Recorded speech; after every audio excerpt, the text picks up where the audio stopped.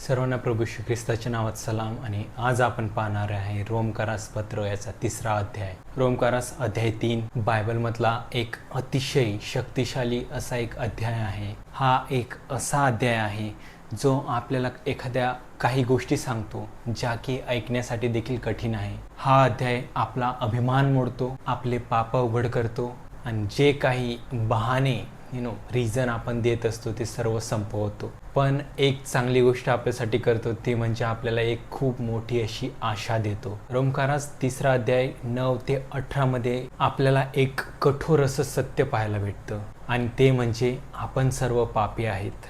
पाऊल इथे एक खूप धोकादायक असं वचन सांगतो, ते म्हणजे कोणीही धर्मी नाही, एकही नाही.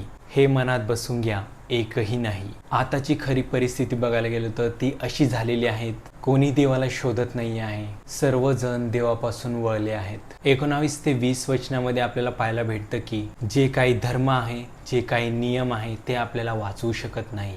जे काही नियम दिलेले आहेत ते वाचण्यासाठी नाही आहे, तर ते आपलं पाप दाखवण्यासाठी आहेत. नियमांमुळे पापांची जाणीव होत असते. उदाहरण जर पाहायला गेलो तर एक नियम म्हणजे एक आरसा असतो. एक आरसा, एक मिरर आपल्या फेसवर जी काही घाण असते ती दाखवत असतो, पण आपण तो आरसा जो असतो तो साफ करू शकत नाही, किंवा तो आरसा साफ केल्यावर आपल्या चेहऱ्यावरची घाण जात नसते. पाऊलचं म्हणणं इथं असं आहे की जरी आपण चर्चला जात असलो तरी आपण वाचू शकत नाही. बायबल वाचणं पुरेसं नाही आहे, चांगले वागणं पुरेसं नाही आहे. पण 21व्या अध्यायामध्ये आपण पाहतो सगळ्यात मोठा टर्निंग पॉईंट.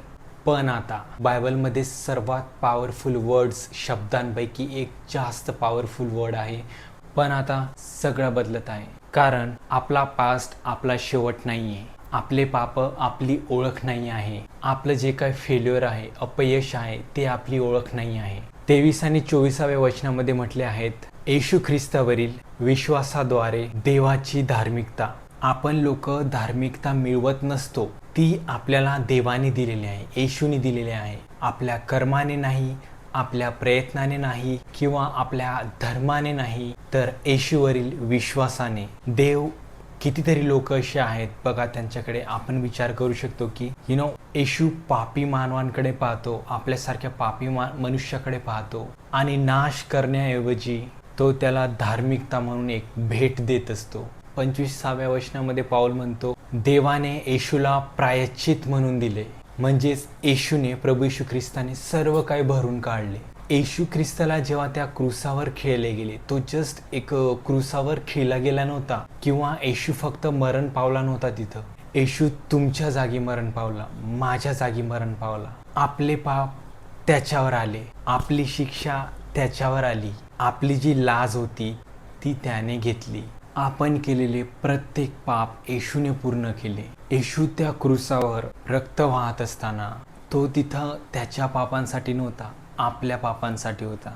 आपल्या सर्वांना माहिती, देव खूप न्यायी आहे.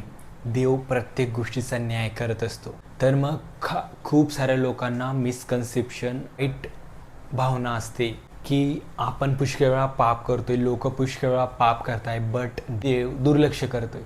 बट ही गोष्ट खरी नाही आहे. देवाने आपले पाप दुर्लक्षित केले नाही, त्याने त्या सर्व पापांची शिक्षा दिली. जे काय तुम्ही, मी, जे काही घाणेरडे पाप आपण केले होते त्याची शिक्षा त्याने दिली, पण ती आपल्याला नाही दिली. ती सर्व शिक्षा येशूवर टाकली त्याने. पुष्कळ वेळा आपण आपल्या तारणासाठी खूप अभिमान करत असतो, प्राईड करत असतो, बट ते आपण काहीच नाही केलेले. ते सगळं फ्रीमध्ये आपल्याला येशूने दिलेलं आहे. तो तिथं क्रूसावर खेळला गेला, त्यामुळे आपल्याला तारण भेटते. 27 आणि 28 मध्ये म्हटलेलं आहे, मग आपण अभिमान का केला पाहिजे? तो अभिमान नाहीसा झालेला आहे, कारण आपल्या पापासाठी आपण तिथं नाही मेलो, आपल्या पापासाठी येशू मेला. तर आपण अभिमान कोणाचा करायला पाहिजे? येशूचा.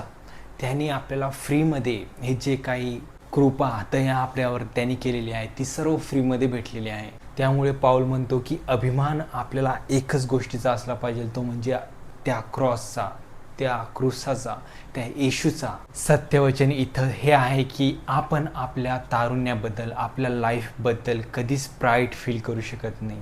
अभिमान करू शकत नाही, कारण ते पूर्णपणे येशूच्या कृपेने आपल्याला भेटलेले आहे. हा संदेश सर्वांसाठी आहे, फक्त पापी लोकांसाठी नाही किंवा देवाच्या लोकांसाठी नाही.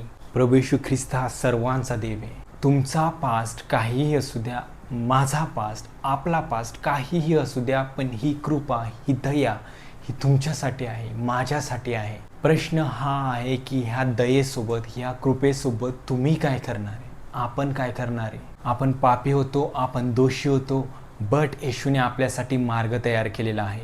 आता तुम्ही त्याचा उपयोग कशा रीतीने करणार, हा तुमच्यासाठी आजचा प्रश्न आहे. आपल्याकडे आता सध्या दोनच चॉईसेस आहे, एक तर कृपा स्वीकारायची, नाहीतर दुसरं दोषी राहायचं. आजच प्रभू येशू ख्रिस्ताकडे प्रार्थना करा. प्रभू येशू, मी पापी आहे, मी स्वतःला वाचवू शकत नाही, पण मी विश्वास ठेवतो की तू माझ्यासाठी मरण पावला. आज मी तुझी कृपा स्वीकारली आहे, मला नवीन कर. आमेन. आपण दोषी होतो, पण आता आपल्याला क्षमा केलेली आहे.